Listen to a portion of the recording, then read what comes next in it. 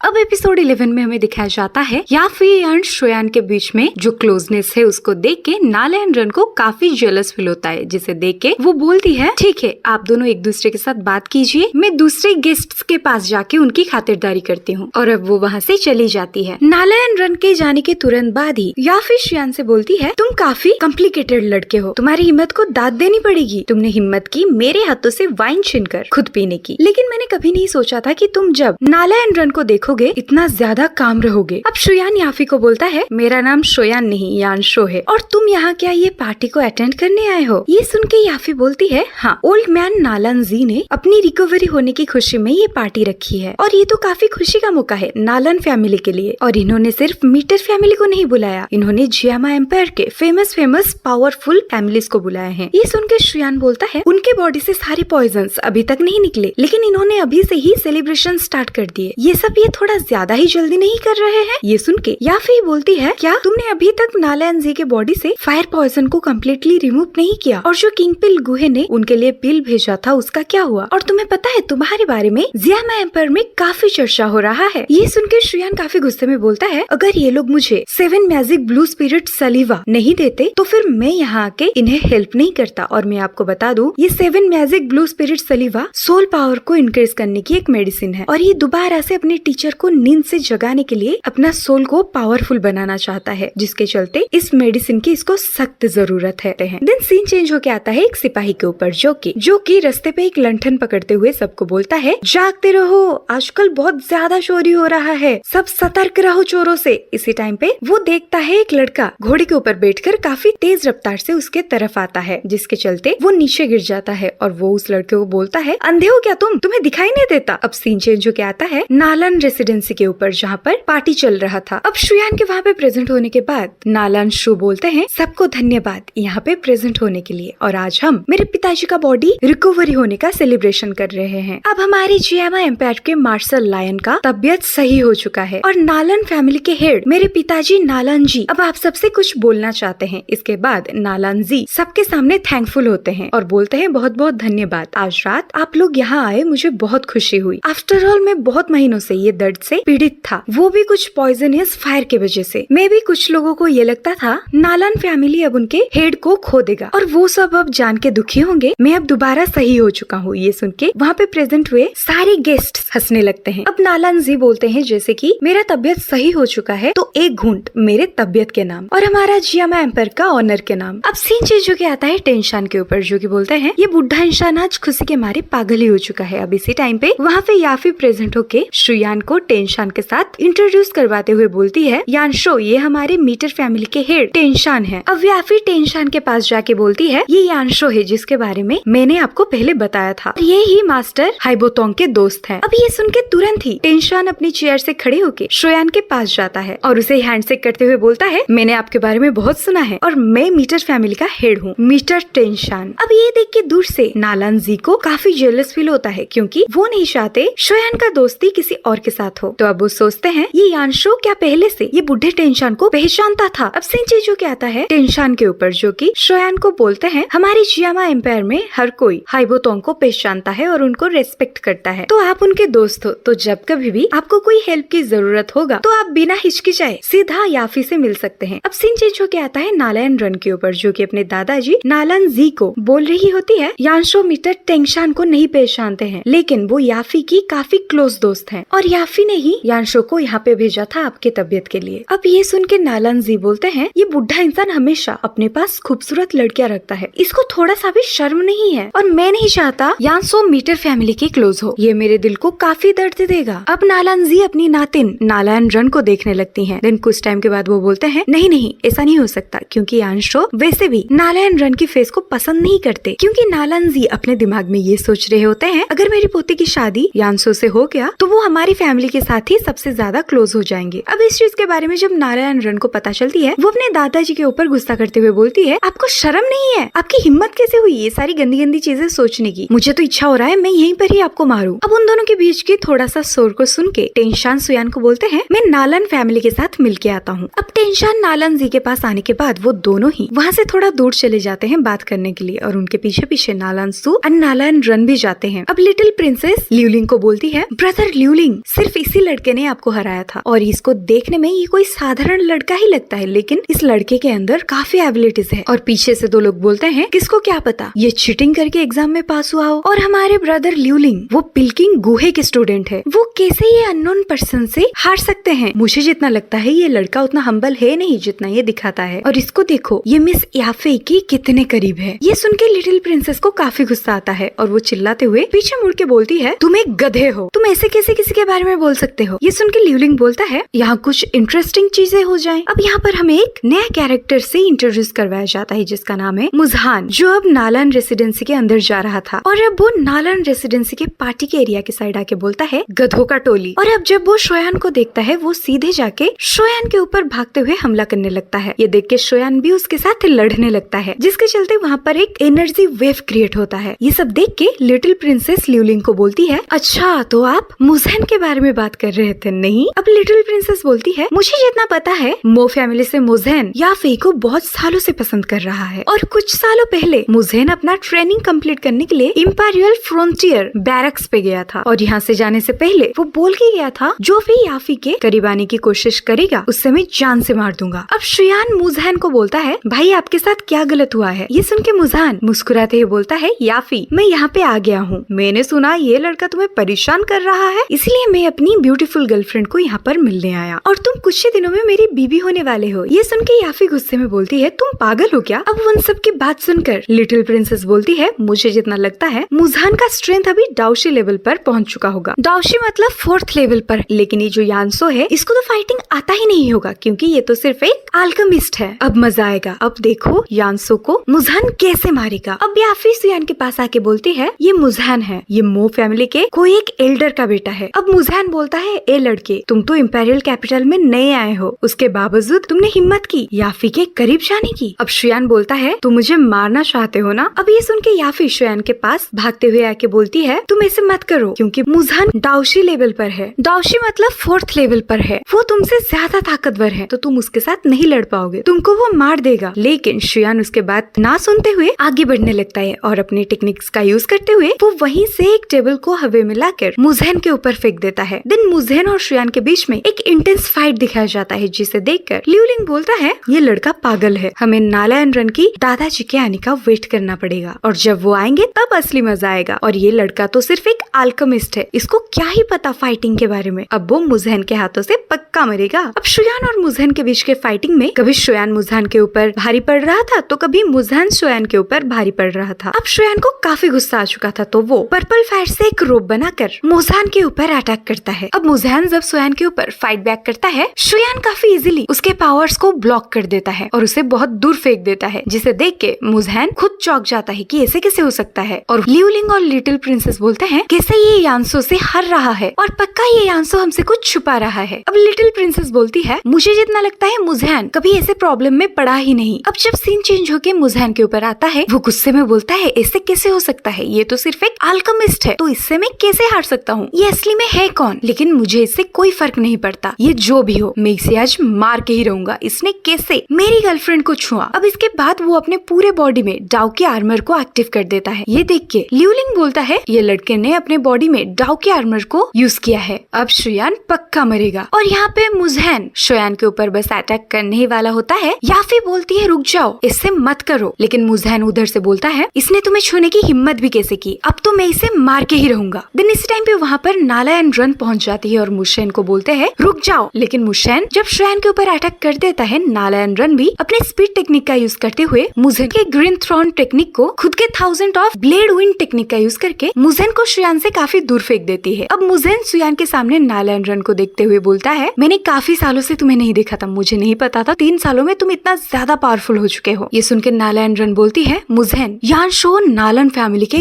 Guest हैं तो तुम उनके साथ ऐसे बर्ताव नहीं कर सकते। अब मुजहन मुस्कुराते हुए शुयान को बोलता है तुम्हारे सामने अगर नालन फैमिली नहीं होती तो मैं पक्का तुम्हें यहीं पर ही मार देता। ये सुनकर शुयान काफी एटीट्यूड से बोलता है मुजहन तुम्हें जब लड़ना होगा तुम मुझसे लड़ सकते हो। अब ये सुन के मुजहन बोलता है इंटरेस्टिंग, तुम मुझे बस नालन रेसिडेंसी के बाहर मिलो फिर मैं तुम्हारा काम तमाम करता हूँ। अब वहाँ पे नालन जी प्रेजेंट होके बोलते हैं मुशैन मैंने तुम्हें 3 सालों के बाद देखा और तुम दिन ब दिन काफी गंदे बर्ताव करे जा रहे हो और तुमने हिम्मत कैसे की नालन फैमिली पर आके उन्हीं के गेस्ट के ऊपर हमला करने की, और अगर तुम मो फैमिली से नहीं होते तो मैं तुम्हें यहाँ पे बहुत मारता। अब मुशान नालन जी को देख के मुस्कुराते हुए बोलता है, दादाजी इतना गुस्सा मत होइए, मैं तो बस छोटे भाई यांशु की एबिलिटीज को देख रहा था और हम दोनों की वजह से यहाँ पे जो जो नुकसान हुआ है मैं बहुत जल्दी ये सबको फिक्स कर दूंगा। अब नालन जी गुस्सा होते हुए मुजहन को बोलता है, मैं तुम्हें क्लियरली बोल देता हूँ, यांशु मेरा बहुत अच्छा दोस्त है और अगर तुमने दोबारा ऐसी कोई हरकत की या यांशु को मारने की कोशिश की तो वो तुम्हारे लिए बिल्कुल भी अच्छा नहीं होगा। अब वहाँ पे टेंशन प्रेजेंट होके बोलते हैं, मुजहन तुम्हें क्या हो गया है, तुम ऐसे क्यों बर्ताव कर रहे हो। अब मुजहन झूठी मुस्कान देते हुए बोलता है, मीटर फैमिली के हेड टेंशन कुछ नहीं, मैं तो यहाँ पे बस ये पार्टी को एंजॉय करने आया था। अब मुजहन बोलते हैं, तुम जिया में अपार्टमेंट लौटने के बाद बहुत प्रॉब्लम्स क्रिएट कर रहे हो, मुझे लगता है तुम्हें दोबारा से तुम जहाँ थे वहाँ पे तुम्हें भेजना पड़ेगा। ये सुन के मुजहन डरते हुए बोलता है, नहीं नहीं टेंशन जी इसे मत करो। तो अब टेंशन बोलते हैं, मैं तुम्हें वार्निंग दे रहा हूँ, दोबारा से यांशु के साथ ऐसी कोई गंदी हरकत करने की सोचना भी मत, नहीं तो तुम्हें पता है तुम्हारे साथ मैं क्या कर सकता हूँ और अगर तुमने मेरी बात नहीं सुनी तो तुम्हें मुझसे कोई बचा नहीं सकता। सबसे धमकियां सुनने के बाद मुजहन बोलता है, ठीक है मैं समझ गया, अब इस मैटर को यहीं पर ही खत्म करो, मुझे बस इतना बताओ ये लड़का कहाँ से है। अब टेंशन और नालन जी दोनों ही श्रेयान के पास आके बोलते हैं, क्या बात है, तुम एक अल्केमिस्ट होने के साथ साथ एक अच्छे फाइटर भी हो और तुम्हें आगे अगर कोई भी चीज की जरूरत पड़ी तो मुझे मांगना। अब टेंशन बोलते हैं, छोटे भाई यांशु तुम्हें अगर कोई भी चीज की जरूरत पड़ी तो तुम डायरेक्ट या फेस से कांटेक्ट कर सकते हो। एक्चुअली मैं आपको बता दूं, टेंशन और नालन जी दोनों ही श्रेयान के करीब आने की कोशिश कर रहे थे। अब ये सुन के श्रेयान बोलता है, thank you grandpa Nalan and master tension, और नालन जी आपके बॉडी से फायर पॉइजन आज कम्प्लीटली निकल जाएगा। ये सुन के नालन जी बोलते हैं, हाँ और आपको जो चाहिए वो मैं आपको आज ही दे दूंगा, तो अब आप मेरे पीछे आइए। अब याफी नालन रन को थैंक्स बोलती है क्योंकि वो आके श्रेयान को मुजहन के हाथों से बचाया था। लेकिन ये सुन के नालन रन जब श्रेयान के गुस्से वाले फेस को देखता है वो याफी को बोलती है, नहीं इनफैक्ट मास्टर यांशु के सामने मेरे पावर्स तो कुछ है ही नहीं। अब याफी और श्रेयान अकेले में बात करने के लिए वहाँ से चले जाते हैं। ये देख के वहाँ पे प्रेजेंट हुए मुजहन को काफी गुस्सा आता है। देन सीन चेंज होके आता है आइस एम्पायर के ऊपर जो की लियाओजी के पीछे भाग रहे होते हैं और उन दोनों के बीच में छोटी छोटी फाइट्स हमें दिखाई जाती है। अब लियाओजी को रोकने के लिए आइस एम्पायर छोटे छोटे आइस क्यूब्स बना के लियाओजी के ऊपर अटैक करते हैं, लेकिन लियाओजी जैसे तैसे करके वहाँ से भाग जाते हैं। लेकिन इसी टाइम पर वो देखते हैं आइस एम्पायर के टेक्निक्स के वजह से उनके ऊपर एक बड़ा सा माउंटेन गिर रहा है और इसी टाइम पे वो उस माउंटेन के अंदर ही दब जाते हैं। देन आइस एम्पायर छोटे छोटे आइस क्यूब्स बना के उस माउंटेन के ऊपर अटैक करते हैं, लेकिन थोड़ी टाइम के बाद आइस एम्पायर जमीन पे उतर के देखते हैं बहुत सारे रेत दोबारा से इकट्ठे होके लियाओजी के रूप ले लेते हैं। और अब लियाओजी आइस एम्पायर को बोलते हैं, तुम्हें मैंने पता नहीं कितने सालों पहले देखा था, लेकिन अभी भी तुम वैसे ही दिखते हो। और यहीं पर एंड होता है बैटल थ्रू द हेवन के 4th सीजन का 11th एपिसोड।